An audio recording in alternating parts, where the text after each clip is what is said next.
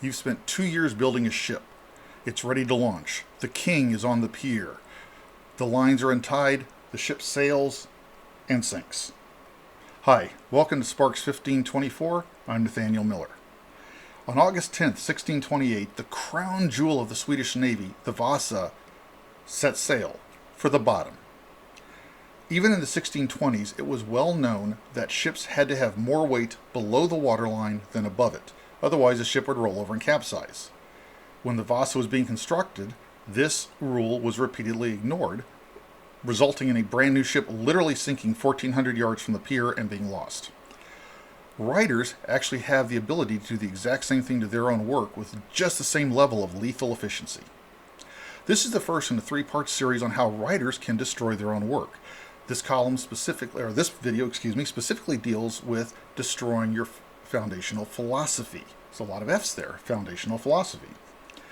The next 2 videos will deal with disrespecting source material and destroying your own canon. The column that this video references is linked in the description, and I ask you to read it. It goes into this a little more in depth. Foundational philosophy is important to a franchise because it is the core physical law, you might say, of the universe you're working in. Now, the 1960s were a very tumultuous time here in the United States, and Gene Roddenberry expressly created Star Trek to counter that. He wanted something on television that didn't just show different races working together. He wanted to show people being better, that we can be better, we can strive, we will stumble, but if we keep picking ourselves up, we will reach that distant star. Star Trek always dealt with difficult issues. For example, the city on the edge of forever. Captain Kirk, Mr. Spock, and Dr. McCoy go back in time. Captain Kirk falls in love with a woman in the past. She ends up dying. They come back to the present, and he's in mourning. It's a very sad episode. However, you are not left feeling despondent or desolate watching it.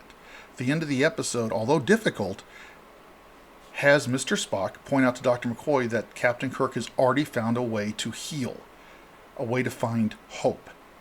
Life is not over. Now, nihilism is a philosophy that directly contradicts this. Nihilism basically preaches life is meaningless. Nihilism is not a bad way to write a story if it is integral to that actual story or that universe. For example, Blade Runner and 12 Monkeys are science fiction classics. They are brilliant stories that deeply delve into some of the darker, more difficult parts of the human condition. Those stories work because they are true to themselves.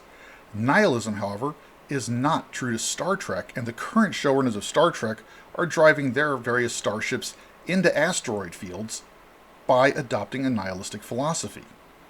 Star Trek Picard and Star Trek Discovery, or STD and STP, are the current iterations of Star Trek, both of which are hemorrhaging money and fans. In Star Trek Picard, our great hero, one of the greatest characters created in the late 20th century, has turned into a pathetic loner. Now, that by itself does not necessarily contradict good storytelling. The individual character suffered a tragedy, he or she has to overcome it, has to heal and move on again. That's good storytelling.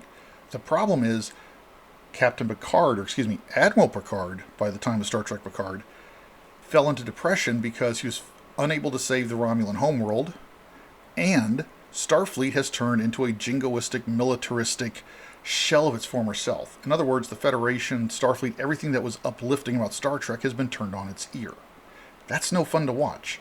People don't turn into Star Trek to watch Admiral Picard, live in a world that betrayed everything we spent all those years watching built up on the Next Generation.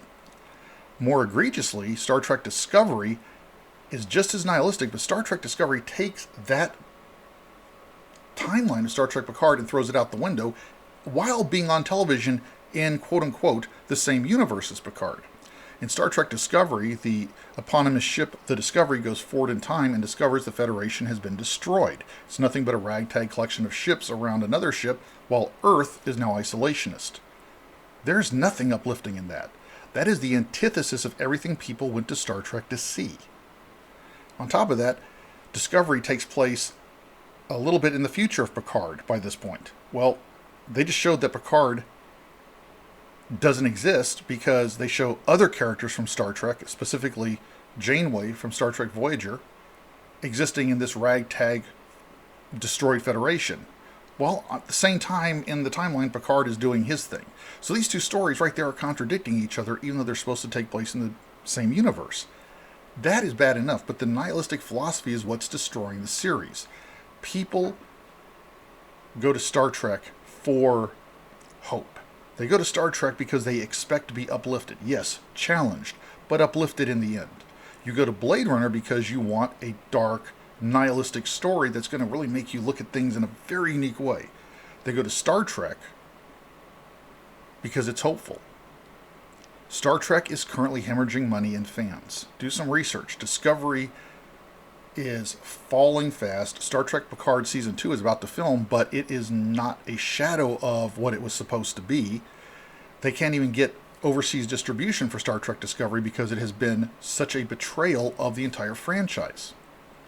Writers have a unique ability to bring people together from all walks of life through good storytelling. Good storytelling has rules just like good engineering does. If you follow the rules, it may not be a success. Your ship may not, the ship that comes in for you might be a little dinghy, a little rowboat, but hey, it floats. If you ignore the rules of good storytelling, much the way the engineers in the 1620s ignored the rules of good shipbuilding, your franchise is going to sink faster than the Vasa did. Part 2 of this will be discussing the destruction of your franchise through disrespecting your source material, and Part 3 will conclude with destroying your franchise through the destruction of your own canon. I thank you for your time. I'd ask you to subscribe to this channel if you have not done so already. I'd also ask you to give a thumbs up and a like. That'll help help support this channel. I thank you for your time, and I'll catch you all again on the flip side.